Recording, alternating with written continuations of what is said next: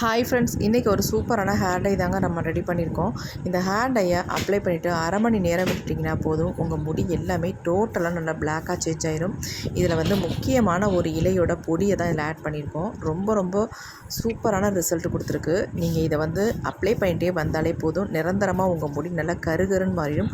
அவ்வளோ ஒரு சூப்பரான ஹேர் டை தான் நம்ம இன்றைக்கி ரெடி பண்ணியிருக்கிறது. பாருங்கள், ஹேர் டையோட கன்சிஸ்டன்சி எப்படி இருக்குது பாருங்கள். நல்ல ஒரு பிளாக் கலருக்கு சேஞ்ச் ஆகிருக்கு. கையில் ஓட்டினா அந்த கையிலேருந்தே அந்த கலர் போகலைங்க. அந்தளவுக்கு நல்லா டார்க்காக கையில் பிடிச்சிருக்கு. அதேமாரி நம்ம முடியும் நல்லா கருமையாக்கி கொடுத்துருக்கு. இப்போ வாங்க இந்த ஹேர் டை எப்படி ப்ரிப்பேர் பண்ணுறது அப்படின்றத பார்க்கலாம். இப்போ நம்ம ஹேர் டை தான் ரெடி பண்ண போகிறோம். அதுக்கு என்ன எடுக்க போகிறோம் அப்படின்னா, கருவேப்பிலை தான் எடுக்க போகிறோம். இந்த மாதிரி ஃப்ரெஷ்ஷான கருவேப்பிலையாக எடுத்துக்கோங்க. நம்ம ஒரு 2 கைப்பிடி அளவுக்கு கருவேப்பிலை எடுத்துக்கலாம். இந்த கருவேப்பிலையை ஃபஸ்ட் நம்ம வாஷ் பண்ணிட்டு எடுத்துக்கலாம்.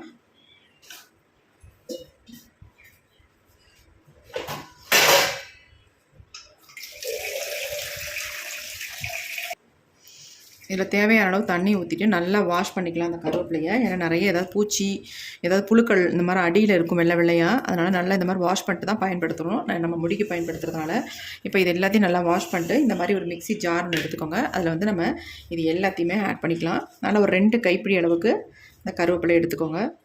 இப்போ இது கூட வந்து ஒரு 2 முக்கியமான பொருளை நம்ம ஆட் பண்ண போகிறோம். ஆட் பண்ணி தான் இந்த ஹேர் டையை ப்ரிப்பேர் பண்ண போகிறோம். நல்லா கருன்னு மாற்றி கொடுக்கும்.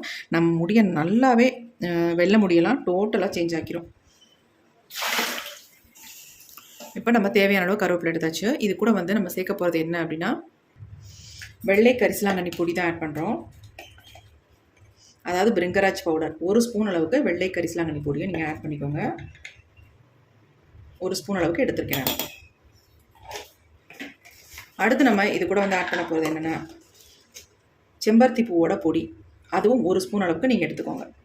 இது ரெண்டுமே ஒரே அளவில் எடுத்துக்கோங்க.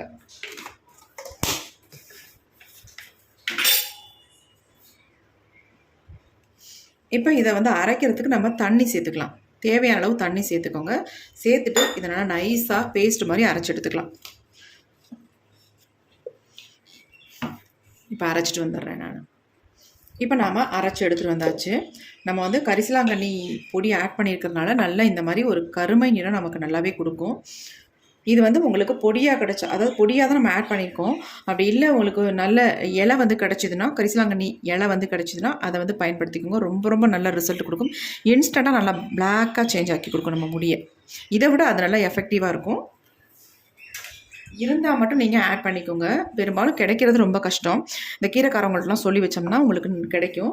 இப்போ இது வந்து எப்படி அரைப்பட்டு வந்திருக்குன்னு பார்க்கலாம். நல்லா நைஸாக அரைஞ்சிருக்கு. ஆனாலும் நமக்கு கருவேப்பிலை ஆட் பண்ணியிருக்கறனால கொஞ்சம் திப்பியாக தான் இருக்கும். இதை வந்து நம்ம வடிகட்டிட்டு எடுத்துக்கலாம்.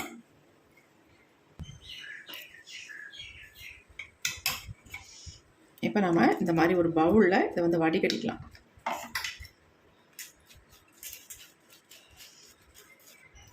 உங்களுக்கு செம்பருத்தி பொடி சேர்த்துருக்கோம் இதில். அந்த செம்பருத்தி பொடிக்கு பதிலாக பூ கிடச்சா கூட தாராளமாக நீங்கள் கருவேப்பிலையோட ஆட் பண்ணிக்கலாம். அதே மாதிரி கரிசலாங்கண்ணி பொடியோட இலை கிடச்சா கூட தாராளமாக நீங்கள் வந்து ஆட் பண்ணிக்கலாம்.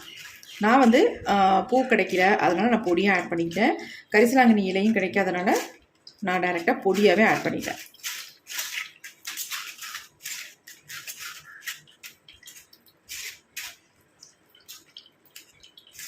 பாருங்கள், இவ்வளோ சக்கை இருக்குது. அப்படியே நம்ம வந்து ஃபில்ட்ரு பண்ணாமல் யூஸ் பண்ணோம்னா நமக்கு திப்பியாக இருக்கும் ஹேரில் அப்ளை பண்ணுறதுக்கு. அதனால தான் ஃபில்ட்ரு பண்ணிக்கணுன்றது.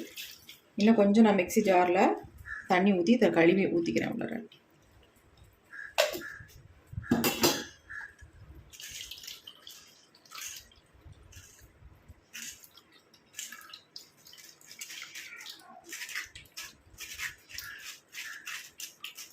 இது 3ஐயும் சேர்த்து அரைக்கும் பொழுதே நமக்கு நல்ல ஒரு பிளாக் கலரில் வந்திருக்கு பாருங்கள். கலர் எந்த அளவுக்கு சேஞ்ச் ஆகிருக்கு பாருங்கள்.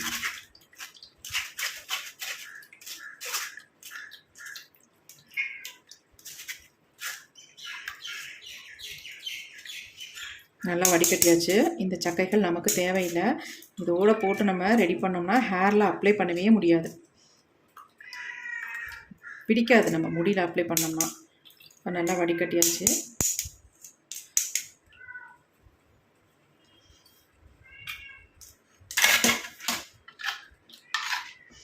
பாருங்கள் எப்படி இருக்குன்ட்டு. இப்போ இதை நம்ம அப்படியே பயன்படுத்த முடியாது. இதை வந்து நம்ம ஒரு இரும்பு கடாயில் மாற்றிக்கலாம்.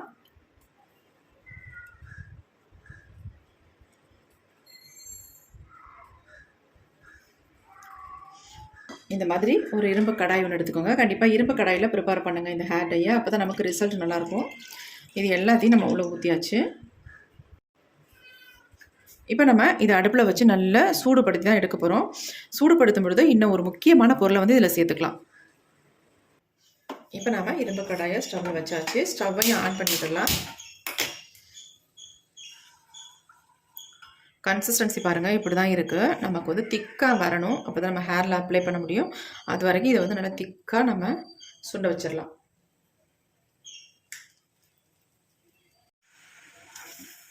இப்போ நல்லா நமக்கு வந்து கொதிக்க ஆரம்பிச்சிருச்சு. ஒரு 3 மினிட்ஸ் மட்டும் இதை வந்து நல்லா கொதிக்க வச்சு எடுத்துக்கலாம். கொஞ்சம் திக்காக வரணும் நமக்கு. இன்னும் கொஞ்சம் நமக்கு திக்காக வரட்டும். இதில் இன்னொரு முக்கியமான பொருள் சேர்க்க போகிறேன்னு சொன்னேன் இல்லை, அந்த பொருள் நம்ம இதில் வந்து சேர்த்துக்கலாம்.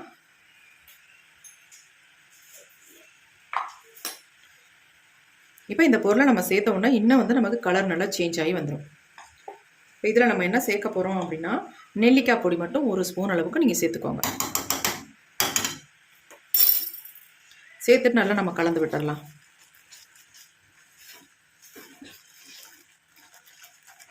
கண்டிப்பாக நீங்கள் இரும்பு கடாயில் தான் இந்த ஹேர் டையை வந்து ப்ரிப்பேர் பண்ணணும். நமக்கு நல்ல ஒரு ரிசல்ட் கொடுக்கும். நம்ம முடியை நல்லா வந்து கருன்னு மாற்றி நல்லா வளர வைக்கும். அந்தளவுக்கு ஒரு எக்ஸலண்ட்டான ஹேர் டை தான் இது.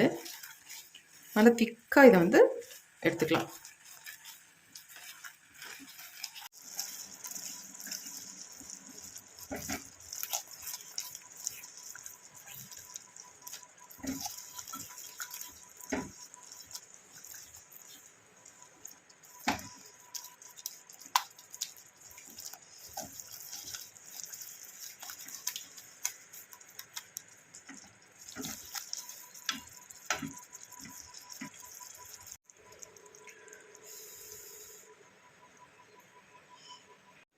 இப்போ நம்ம ஒரு மூடி போட்டு மூடி வச்சிடலாம். இது அப்படியே ஒரு 1 ஹவர் மட்டும் அப்படியே வச்சுட்டு அதுக்கப்புறமேட்டு நம்ம எடுத்து எப்படி இருக்குது, எப்படி சேஞ்ச் ஆகிருக்கு அப்படின்னு பார்க்கலாம். பார்த்து நம்ம ஹேரில் அப்ளை பண்ணிக்கலாம்.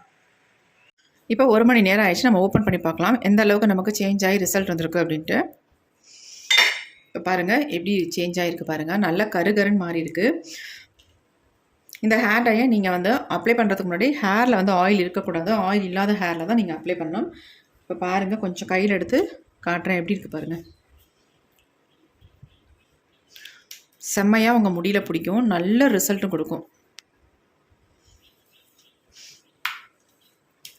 ஏன்னா அதில் நம்ம கலந்துருக்கிறது எல்லாமே பிரிங்கராஜ் பவுடர், அப்புறம் ஆம்லா பவுடர், அப்புறமேட்டு செம்பருத்தி பூவோட பவுடர், இதுதான் நம்ம ஆட் பண்ணியிருக்கோம். செம்மையாக நம்ம முடியும் நல்லா கருமையாக்கி கொடுக்கக்கூடிய பொருள்கள் எல்லாமே ரொம்ப ரொம்ப நமக்கு யூஸ்ஃபுல்லாக இருக்கும். கண்டிப்பாக அந்த ஹேர் டையை நீங்கள் ட்ரை பண்ணி பார்த்துட்டு எப்படி இருந்துட்டு கமெண்ட்டில் கமெண்ட் பண்ணுங்கள். நீங்கள் ஒரு டைம் அப்ளை பண்ணாலே போதும், உங்கள் வெள்ளை முடியெல்லாம் டோட்டலாக நல்லா சேஞ்ச் ஆகிறத நீங்கள் பார்க்கலாம். இப்போ பாருங்கள், என் கையிலேயே அந்தளவுக்கு பிடிச்சிருக்கு பாருங்கள். நல்லா பிடிக்கும். நீங்கள் இதை ஹேரில் அப்ளை பண்ணிங்கன்னா உங்கள் வெள்ளை முடியெல்லாம் டோட்டலாக பிளாக் ஆகும். அந்தளவுக்கு நல்ல ரிசல்ட் கொடுக்கும்.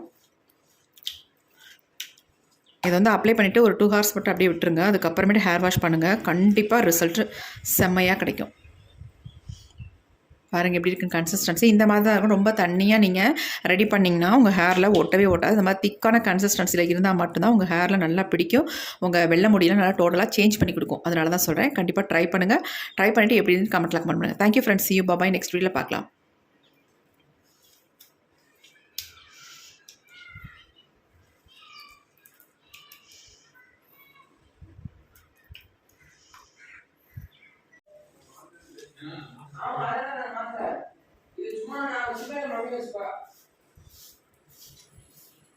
எவ்வளோ